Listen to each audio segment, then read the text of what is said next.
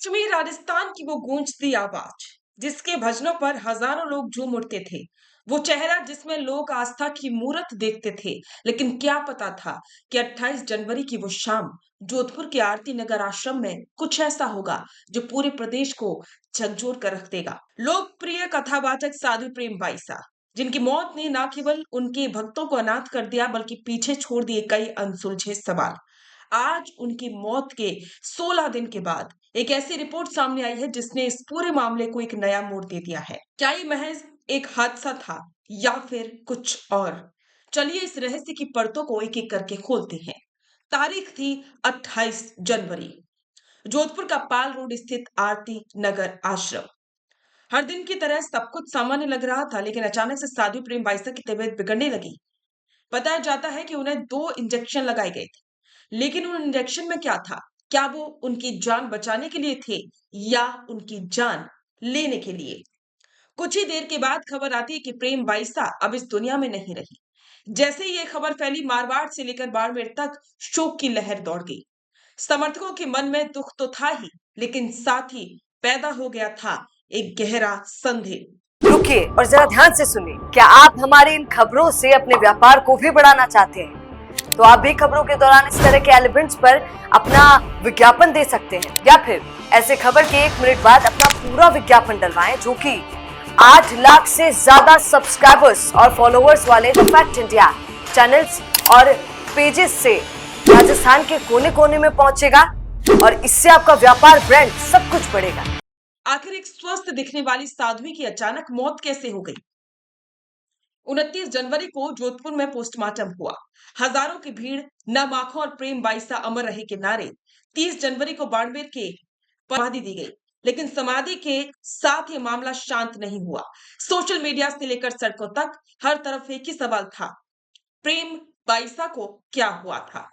परिस्थितियां संदिग्ध थी और इसीलिए पुलिस के कंधों पर बड़ी जिम्मेदारी थी। बिसरा के सैंपल लिए गए ताकि फॉरेंसिक जांच से सच का पता चल सके, लेकिन यहां भी वक्त ने एक अजीब खेल खेल दिया। 31 जनवरी और 1 फरवरी को शनिवार रविवार की छुट्टियां थी, सरकारी दफ्तर बंद थे।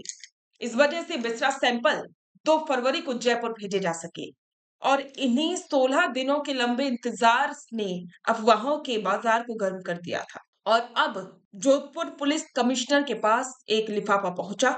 ये वो रिपोर्ट थी जिसका इंतजार पूरा राजस्थान कर रहा था। एफएसएल यानी कि फॉरेंसिक साइंस लेबोरेटरी की रिपोर्ट।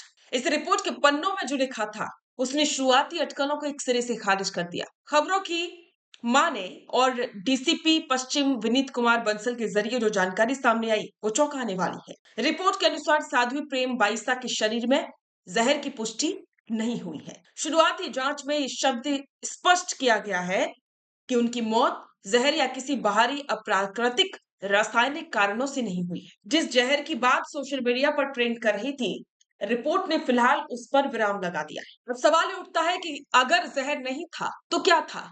क्या वो 2 इंजेक्शन मौत की वजह बनी?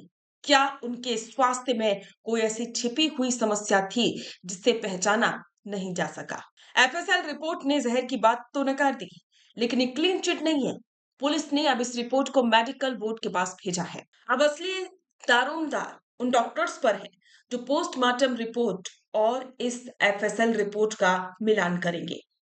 पुलिस का कहना है कि अगले 24 घंटों में मेडिकल ओपिनियन सामने आ जाएगा। तभी पता चलेगा कि हृदय गति रुकने से मौत हुई या फिर उस इंजेक्शन का कोई रिएक्शन था या फिर कहानी में कोई और ही विलेन है। जोधपुर पुलिस इस समय फूक फूक कर कदम रख रही है। कमिश्नर से लेकर जांच अधिकारियों तक सबका एक ही कहना है, जांच पूरी तरह से पारदर्शी होगी। तथ्यों के आधार पर ही कोई नतीजा निकाला जा सकेगा। पश्चिमी राजस्थान की जनता की भावनाएं प्रेम बाईसा से गहराई से जुड़ी हैं। उनकी कथाओं ने लाखों लोगों का जीवन बदला। ऐसे में पुलिस के लिए ये सिर्फ एक केस नहीं बल्कि जनता के भरोसे की परीक्षा भी है। क्या 24 घंटे बाद ये राज हमेशा के लिए खुल जाएगा? क्या मेडिकल बोर्ड की राय उन सभी अटकलों को खत्म कर देगी जो पिछले 16 दिनों से जोधपुर की हवाओं में तैर रही है? फिलहाल एफएसएल रिपोर्ट ने जहर की कोई थ्योरी को नकार दिया है, लेकिन सच्चाई अभी मेडिकल बोर्ड की फाइलों में बंद है।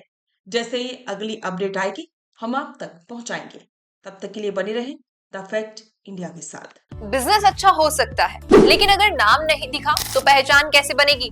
अब टेंशन छोड़िए, द फैक्ट इंडिया आपके बिजनेस को देगा वो पहचान जो पूरे राजस्थान में हर किसी तक पहुंचे। न्यूज चैनल पर विज्ञापन, पॉडकास्ट और प्रमोशन के जरिए आप सीधे 5 लाख सब्सक्राइबर और 10 करोड़ से ज्यादा व्यूज तक अपनी पहुंच बना सकते हैं। तो देर किस बात की, आज ही द फैक्ट इंडिया से जुड़िए और अपने बिजनेस को बनाइए हर घर का नाम।